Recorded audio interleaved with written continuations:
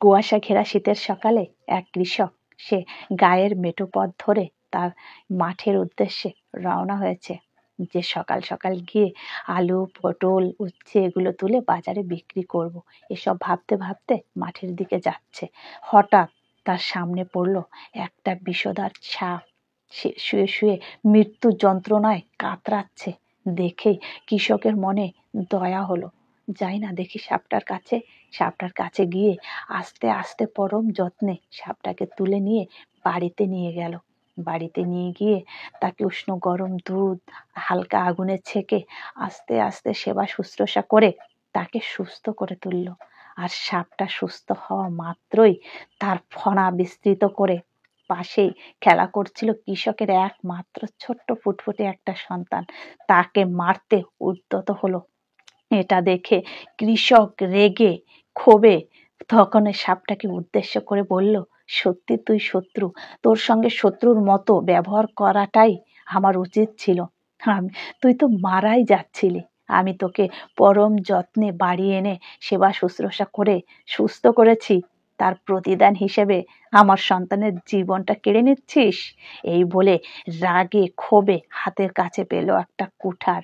সঙ্গে সঙ্গে কুঠারটা হাতে তুলে নিয়ে সাপটার মাথায় সজোরে দিল একটা বাড়ি। আর সঙ্গে সঙ্গে সাপটা মাটিতে লুটিয়ে পড়ে ছটফট করতে করতে মারা গেল। সত্যি, কয়লাকে যতই ধুয়ে পরিষ্কার করো না কেন, কয়লার রং কিন্তু কালোই থাকবে।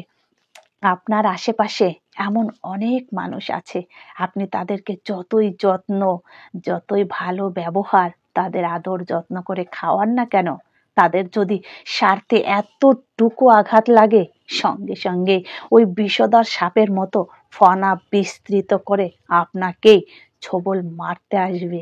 অতএব সব সময় সাবধানে থাকবেন, কারণ আপনি কারো কাছেই ছেব না, আপনি শুধু আপনার কাছেই ছেব। মানুষ, আমরা তো কত সুন্দর সুন্দর মুখ, কত সুন্দর সুন্দর মানুষ দেখতে পাচ্ছি, কিন্তু ওই মানুষের সুন্দর মুখের আড়ালে কোনটা মানুষের সুন্দর মুখ আর কোনটা যে মুখোশ, কি করে বুঝবো? কে ওভাবে ফনা বিস্তৃত করে আমাকে ছোবল মারতে আসবে, আবার কে আমাকে আদর যত্ন করে বুকে টেনে নেবে, কিভাবে বুঝবো? অতএব শুধুমাত্র আমি নিজের কাছেই চেপ থাকবো, অন্যের কাছে নয়। সব সময় সাবধানে থাকবেন আর সাবধানে চলাফেরা করবেন। জানি মানুষ চেনা বড্ড কঠিন। সত্যি, আপনি যতই শিক্ষিত হন, যতই জ্ঞানী হন, যতই আপনার ডিগ্রি থাকুক না কেন, যতক্ষণ না আপনি কখনো বিপদে পড়বেন, ততক্ষণ মানুষ চেনা একদমই সম্ভব না। কারণ কারণ মানুষ সব সময় একটা মুখোশ পরে থাকে। এই মুখোশটা যে কখন সে উদ্ঘাটন করবে, সেটা আমরা কেউই জানি না। তাই সবাইকে বলবো সব সময় সাবধানে থাকবে, কেমন? হ্যালো বন্ধুরা, তোমরা সবাই কেমন আছো? আর আমার এই গল্পটা তোমাদের কাছে কেমন লাগলো প্লিজ কমেন্টে একটু বলবে কিন্তু, কেমন? আর তুমি কোথা থেকে আমার ভিডিওটা দেখছো? ফেসবুক থেকে?